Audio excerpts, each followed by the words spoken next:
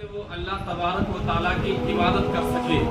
مطلب صاف ہو گیا، رب تبارک و تعالیٰ نے انسان کو بھی اور جنات کو بھی اس لیے پیدا فرمایا تاکہ وہ رب کی عبادت کر سکے، تاکہ وہ رب کی بارگاہ میں آ کر کے جھکے۔ یہ مقصد ہے انسان کا کہ وہ انسان اپنے اس مقصد اصلی میں کامیاب ہو۔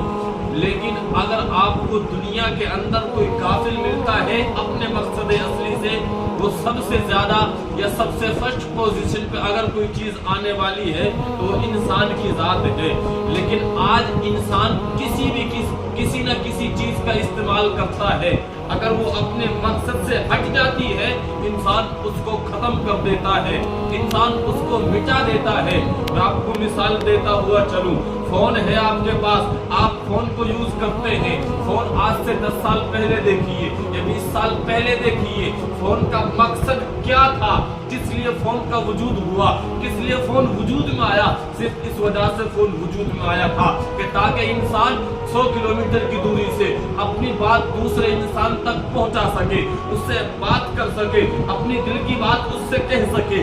اس وجہ سے فون کا ایجاد ہوا۔ لیکن دن بدن فون ترقی کرتا رہا، اس میں میسج کا ایڈ ہو گیا، اس میں انٹرنیٹ کا ایڈ ہو گیا، یہاں تک کہ آج دنیا کی کوئی ایسی شے نہیں ہے جو اس فون کے ذریعے جس کا کام نہ کیا جاتا ہو، چاہے وہ سوشل میڈیا کے ذریعے ہو۔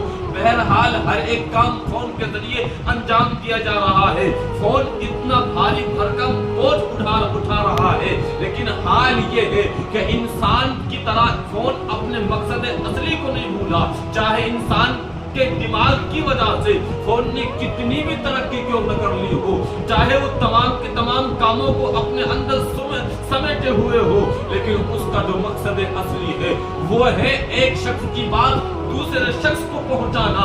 لیکن حال یہ ہے انسان یہاں سے کال کرتا ہے، سامنے والا بندہ کسی بھی کام میں ویست ہو، چاہے وہ سوشل میڈیا چلا رہا ہو، چاہے اس نے اپنا کوئی سی فنکشن کھول کے رکھا ہو، چاہے کوئی بھی چیز یوز کر رہا ہو فون کے اندر، لیکن سب سے پہلے اگر فون شو کرتا ہے تو ایک دم الرٹ کر دیتا ہے، خبردار کرتا ہے، اے فون والے پہلے یہ فون اٹھاؤ، یہ گھنٹی بج رہی ہے، تمہیں خبردار کیا جا رہا ہے۔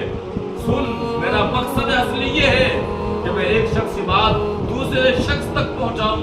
یہ سامنے والا فون کر رہا ہے تاکہ تم اس سے بات کر سکو، کیونکہ اس کا مقصد اصلی صرف یہ ہے کہ لوگوں کو باتوں کو ایک دوسرے تک کنیکٹ کر سکے، ملا سکے۔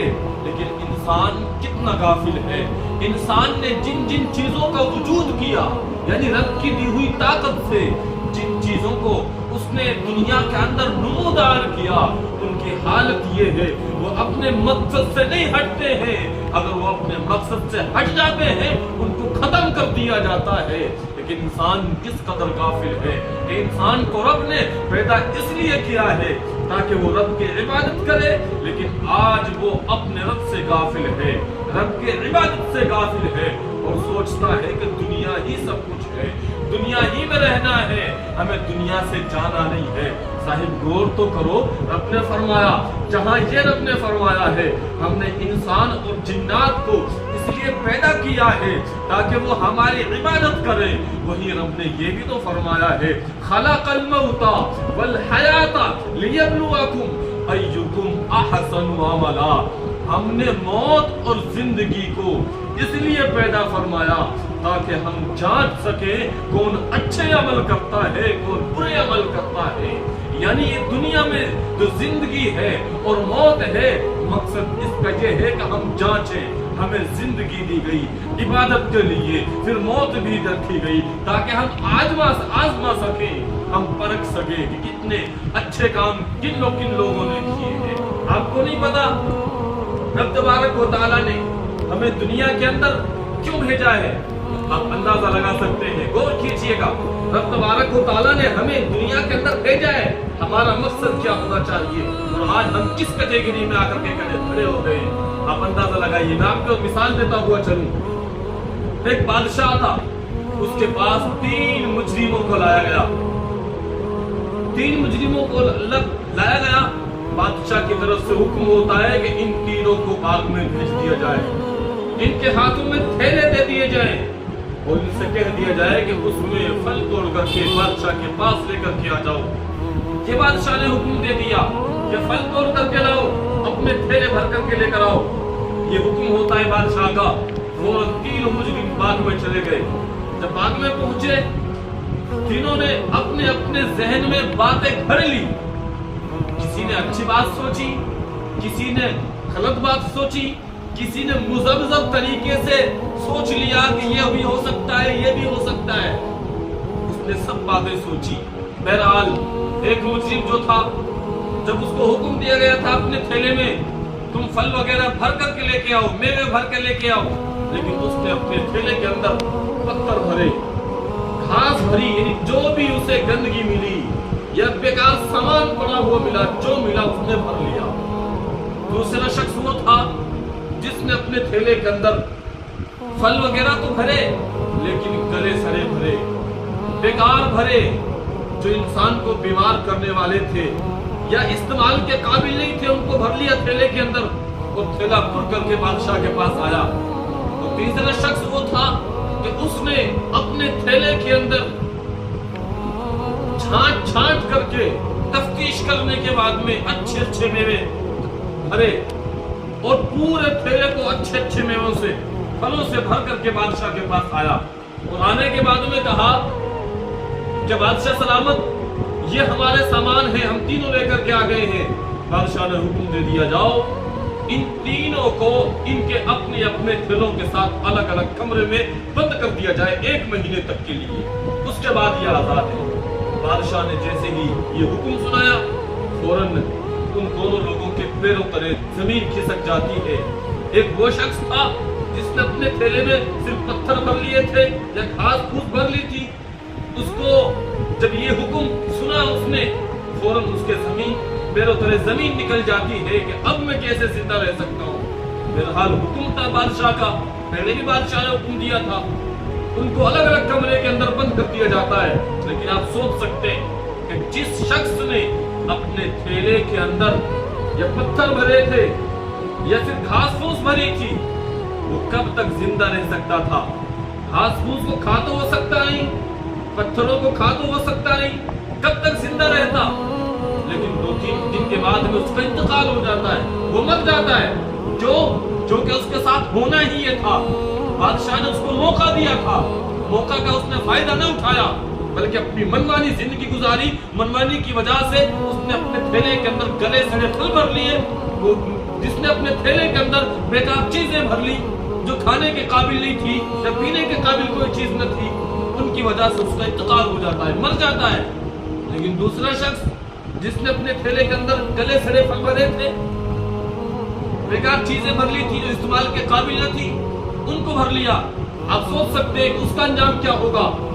1 مہینے کی بات تھی، اس نے جب ان پھلوں کو استعمال کرنا شروع کیا، اس کی حالت بھی بگڑنا شروع ہو جاتی ہے، یہاں تک کہ مہینے ہونے تک وہ بھی بالکل موت کے دہانے میں پہنچ جاتا ہے، اس قدر لاغر اور کمزور دبلا ہو جاتا ہے ایسی چیزوں کے استعمال کی وجہ سے جو استعمال کے قابل نہیں تھی، یعنی بیکار تھی، جن سے پتا تھا کہ بیمار بھی ہو سکتا ہے، اس کی جان بھی جا سکتی ہے، لیکن مجبوراً اس نے ان کو استعمال کیا، کھایا، کیونکہ اس کے پاس اور کوئی چارہ ہی نہیں تھا۔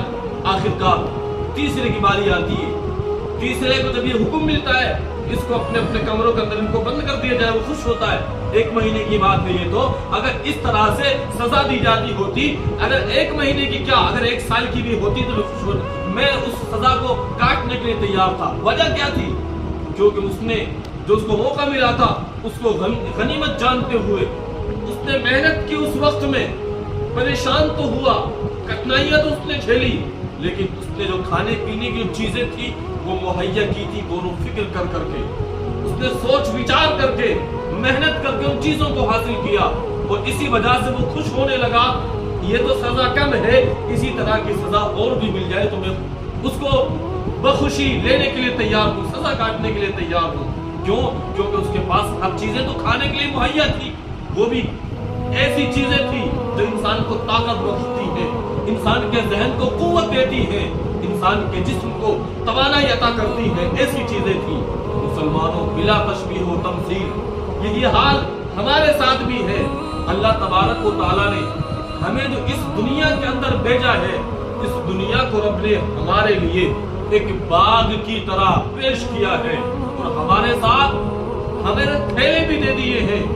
مطلب سیدھے ہاتھ پر، الٹے ہاتھ پر جو کرامن کاتبین جو لکھنے والے ہیں، ہم اچھا کام کریں گے یا برا کام کریں گے، وہی ہمارے تھیلوں کے مانند ہیں۔ اگر ہم نے اس دنیا میں آ کر کے، اس دنیا کو جو ہمارے لیے باغ کی طرح ہے، اس میں آ کر کے ہم نے اپنی منمانی کی، رب کی عبادت نہیں کی، پوری زندگی ہم رب کی نافرمانیوں میں گزارتے رہے، تو کیا حال ہوگا پتہ ہے؟ رب تبارک و تعالیٰ کہے گا جاؤ میرے فرشتوں اس کو جہنم کے اندر ڈھکیل دو، کیونکہ اس نے پوری زندگی میری نافرمانی کے اندر گزار دی ہے۔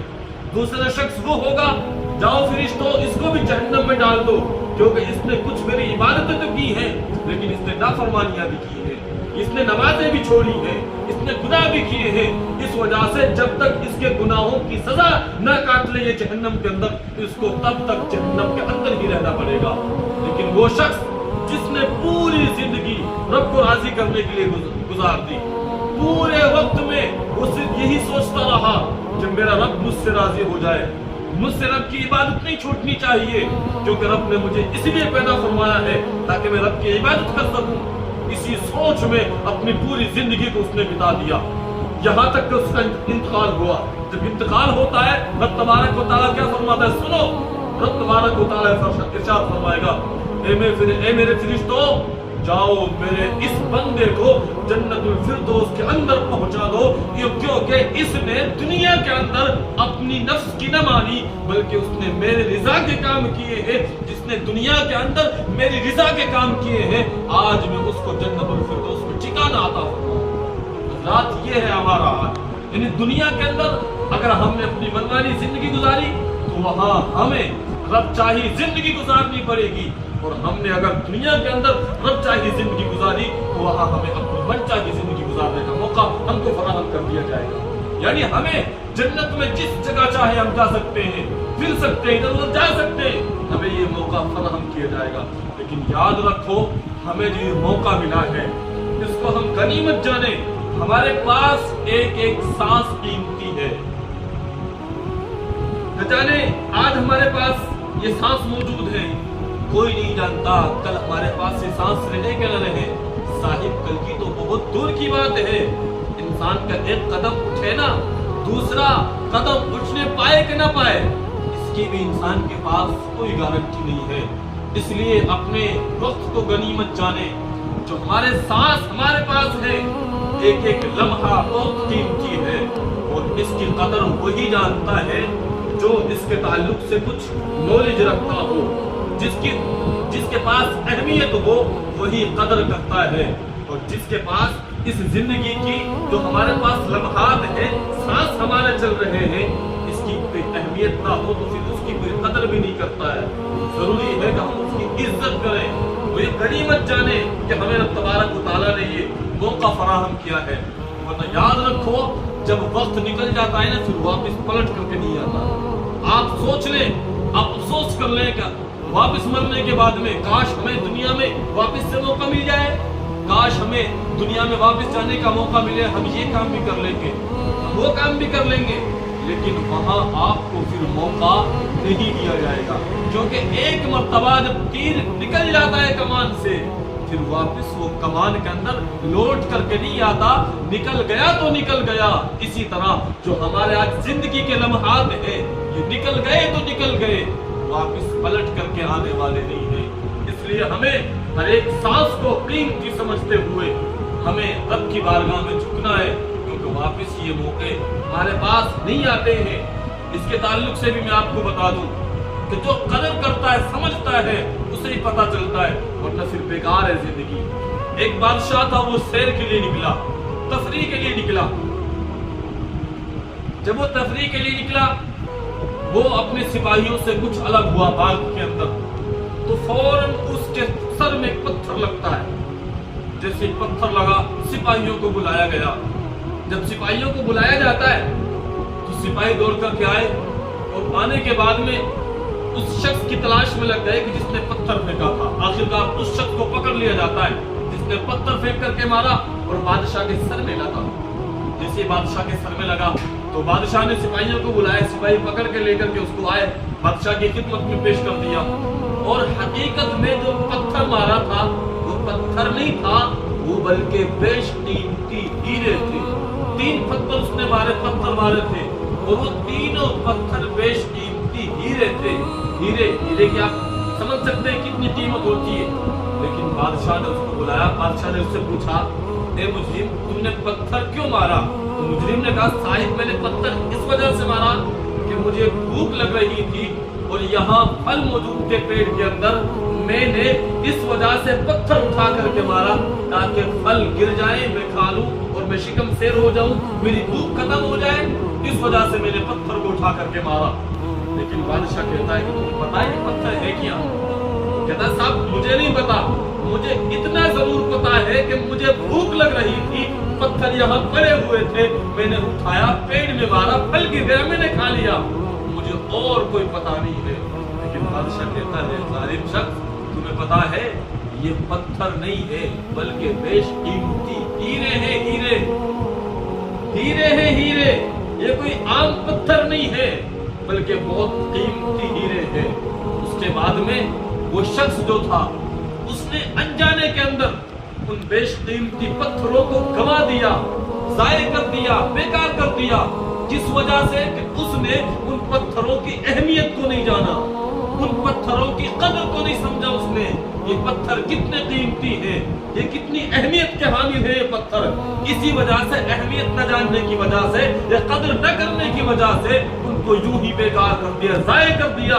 लेकिन अगर उसको पता चल जाता कि बेशकीमती हीरे हैं, 2 दिन को भूख तो क्या, वो 3 दिन 4 दिन भूखा रहने को तैयार हो जाता, लेकिन वो कभी भी ऐसे बेशकीमती हीरों को फेंकने के लिए तैयार नहीं होता। क्या समझे आप इससे?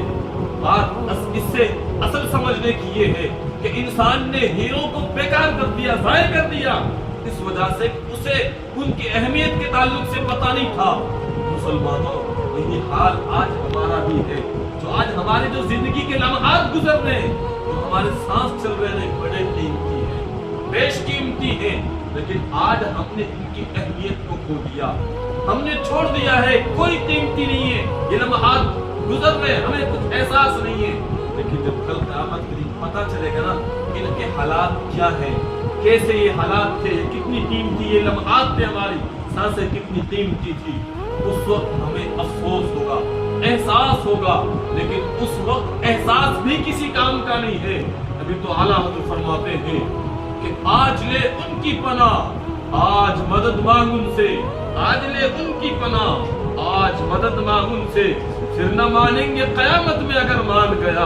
यानी आज तुम रब को मना लो, आज ले उनकी पनाह और आज ही उनसे मदद मांग ले, जो कुछ भी करना है आज ही कर ले। अगर तुम फिर मैदान महशर में मान जाओ मौला हमसे गलती हो गई, लेकिन फिर वो नहीं मानेगा। क्यों? अब दुनिया मज़राअतुल आखिरा, ये जो दुनिया है ये खेती करने की जगह है। अगर दुनिया में हमने अच्छी खेती की है, वो हमें काटने का मौका फराहम कर दिया जाएगा। लेकिन अगर हमने अपनी दुनिया में जिंदगी को, जो दुनिया की जो खेती है, इसको हमने बंजर छोड़ दिया, कोई बीज नहीं डाला, खेती नहीं की, तो वह हम काटेंगे क्या? कोई चीज काटने का हमें मौका नहीं मिलेगा। जब मौका नहीं मिलेगा हमें, तो हमें डायरेक्ट जन्नत की तरफ धकेल दिया जाएगा, क्योंकि हमारे पास वहाँ कोई नेकियां नहीं होंगी, हमारे पास कुछ अच्छे भलाइयां कुछ वहाँ मौजूद होंगी ही नहीं। जब होंगी नहीं तो हमारा ठिकाना सिर्फ और सिर्फ जहन्नम में होगा, तो हमें जहन्नम की तरफ धकेल दिया।